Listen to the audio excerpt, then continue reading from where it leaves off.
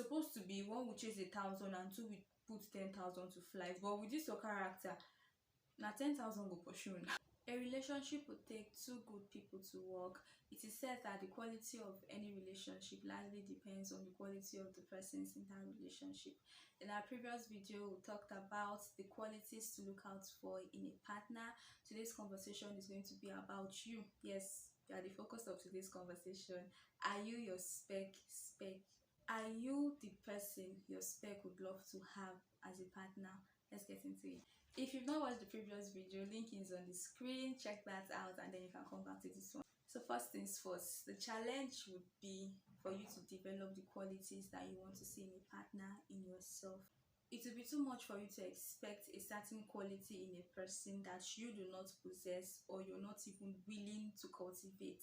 To whom much is given, much is expected, right? So if you expect to attract a person who, say on the spectrum of specs, right, he's on the high side and then you are just at the extreme end, you don't expect both of you to magically just work out together, because there is a mismatching somehow. Somewhere within the relationship you will find that we actually cannot work together because we have different qualities that when you merge them together it's going to become a disaster, huge disaster. The focus of today's conversation is on you, because the satisfaction you will find in life is not dependent on another person. If you are looking out for a kind person or a well-behaved person, the question is, are you that person, or can you be that person? Relationship and marriage in itself is not meant to complete you. You're supposed to be whole as an individual, bringing your 100%. It is popularly said that you don't bring your 50% into a relationship expecting your partner to also bring 50% and then you have 100%. Rather, you bring in your 100%, your partner also brings in his whole self, and then the relationship becomes worthwhile. Speaking on qualities, so you're looking out for a kind man, looking out for a kind woman as a partner. Have you bothered to ask yourself, am I also a kind person? How do I receive words when people communicate with me? How do I interpret them? How do I react when someone says something that doesn't really sit right with me? Am I abrasive? Am I always brash with my words? Am I uncouth? So you're looking out for a partner who respects you. Do you also respect other people? And this is how you can actually tell how you behave in your relationship you behave in a romantic relationship. How do you nurture, or what do you do in your current relationship with your friends, with your family members, with your work colleagues, and relationships that you have around you? Do you respect people? Do you respect their opinions? Or do you speak in an unruly manner? You're always that person who is, I say it as it is, I take it off my chest, I said it and it's on period. Are you that kind of person? Or you're the person who actually listen to other people in a respectful manner? You also communicate your opinion or your perspective over a certain issue. If you want to be respected in a relationship, you also want to give respect, right? It's like a give and take, and it's not as if you're giving respect so that you can earn it, but it's just because it is a part of you. It is because you have learned this over time, and so it exudes out of you naturally, right? So be intentional about giving out what you want to receive. Do I want a, say, generous partner? Are you generous?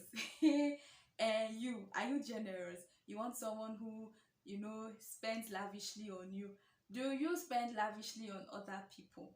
Yes, because even the Bible tells us that with the same measure that you give, it will be measured back onto you. I actually consider it selfish for you to expect a certain quality from a partner that you do not have, or you're not even willing. That's even the point, especially when it's a case where you're not even willing to want to cultivate that issue. I think it's selfish of you. Yes, if you recognize after you've evaluated yourself and then you see that, okay, these things that I'm actually hoping and praying for, I do not have them yet, or to a certain degree I've not cultivated them enough. Now there's space for you to grow into the version of who you're hoping to attract.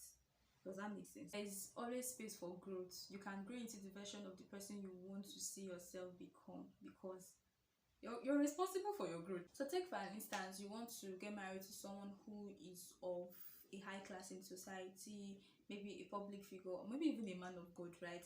You realize that persons like this will have people around them. They hardly walk alone. They will definitely have people around them, right? So you want to ask yourself, one of the qualities you need if you are a partner to that kind of person is that you need to be accommodating. You really want to answer this question, like be sincere in answering the question, because it's between you and yourself, right? Am I an accommodating person? How do I react when other people are around me, or when I'm sharing time with a loved one and then maybe he's being distracted or someone else gets the person's attention? How do I manage that? Because you'll be faced with situations like this. You don't want to be the pastor's wife that chases people away because she's not accommodating, or she's not friendly, or she just carries her face up when we come around. You don't want to be that kind of person, because your attitude will indirectly affect the kind of people that will now be willing to work with your partner. And it's supposed to be one will chase 1,000 and two will put 10,000 to flight. But with this your character, now 10,000 go pursue.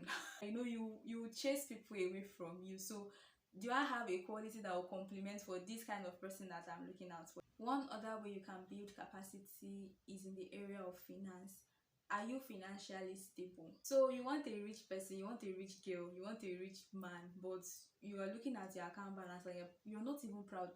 You are even ashamed that your surname is attached to this bank statement. You shouldn't be that partner who, when you come into this person's life, things begin to go haywire because you cannot handle finance well. You're looking out for someone who earns in 6 figures. Can you handle someone with 6 figures? At the sight of 50k, can you still gather yourself together, or you're the person who just want to spend lavishly, you want to go all out because money is for money is for spending, right? Can you handle a person who earns in, see that Hollywood script, that a rich kid from town will go to village and see one girl by the stream fetching water and be like, oh, wife me, be my wife, takes her to city, cleans her up, and then she now becomes ogamada. That script, they don't use it anymore. They do not use it anymore. Can you steward, or can you manage someone who earns such kind of money? Don't expect God to throw resources at you that he knows you're not going to steward faithfully. Or are you even a guy who is looking out for a sophisticated lady, but you're very unkempt, like your life is literally scattered, you don't have things together, you are here, you are there, you go out for an event, you're all over the place, you don't know how to use your words rightly. Likes, normally unlike used to attract, but in this case likes have to attract, because such a sophisticated person would never find you attractive, right? So you want someone who has these qualities. Can you learn to possess these qualities as well? And this one is quite a popular one. I want a prayerful partner, but you don't pray. You are still under the canopy of your mother's prayer since when? 1998. Okay. In the book of Ecclesiastes, that book that Solomon wrote, and the other one that is not proverb, it says two are better than one because there is a good reward for their labor, right? So the coming together of the both of you should bet something beautiful, and not that one is literally feasting, or what's that relationship called? Parasitic relationship. One is being a parasite to the other. You're supposed to complement each other with the beauty of your life, with the wholeness of your life. You're coming in with your 100%, and your partner is also bringing his A game into the picture.